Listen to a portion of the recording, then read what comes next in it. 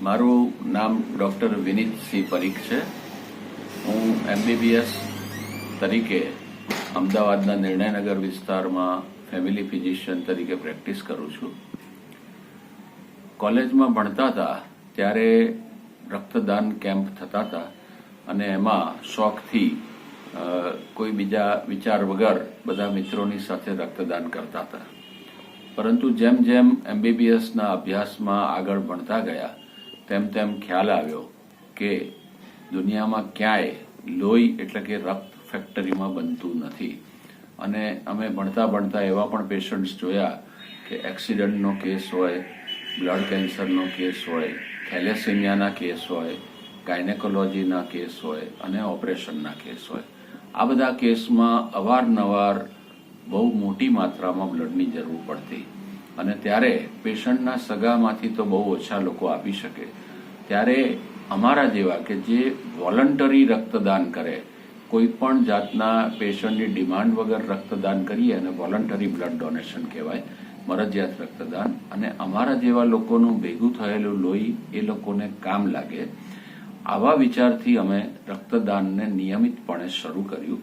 અને લગભગ મારી 30 વર્ષની ઉંમર પછી તો 3-4 મહિને કોઈ પેશન્ટની ડિમાન્ડ ના હોય છતાં બ્લડ બેંકમાં જઈને અમે સામેથી રક્ત આપી આવતા.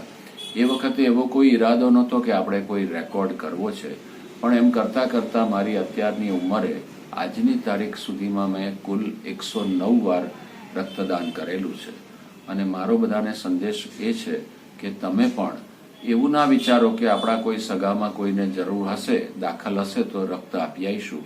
એ સિવાય પણ તમે તમારી તબિયત સારી હોય તો 3-4 મહિનાના અંતરે નિયમિત રક્તદાન કરો કે જેથી ઇમરજન્સીવાળા પેશન્ટ્સને અને થેલેસીમિયા હિમોફિલિયાવાળા પેશન્ટ્સ કે જેને દર મહિને 3 બોટલની જરૂર હોય છે એમને તમારું રક્ત કામ લાગે. એટલે યુવાનીથી શરૂ કરીને 65 વર્ષની ઉંમર સુધી બધા જ રક્તદાન નિયમિતપણે કરો, કારણ કે એમાં આપણા નોકરી ધંધા ચાલુ રાખીને પણ આપણે રક્તદાન કરી શકીએ છીએ. અમદાવાદમાં ઘણા બધા નિયમિત રક્તદાતાઓ છે, પણ એ બધાની વચ્ચે અમારી એક આગવી ઓળખ છે. અમે રક્તદાતા પરિવાર તરીકે ઓળખાઈએ છીએ. એનું કારણ છે કે અમે કુટુંબના તમામ સભ્યો નિયમિત રક્તદાન કરીએ છીએ. મેં અત્યાર સુધીમાં 109 વાર કર્યું છે. મારા જીવનસાથી ચેતનાબેને અત્યાર સુધીમાં 103 વાર કર્યું છે.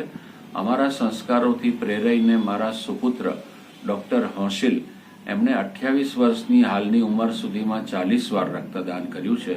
અને મારી દીકરી ડૉક્ટર મેહા શાહ, એણે અત્યાર સુધીમાં 33 વાર રક્તદાન કર્યું છે.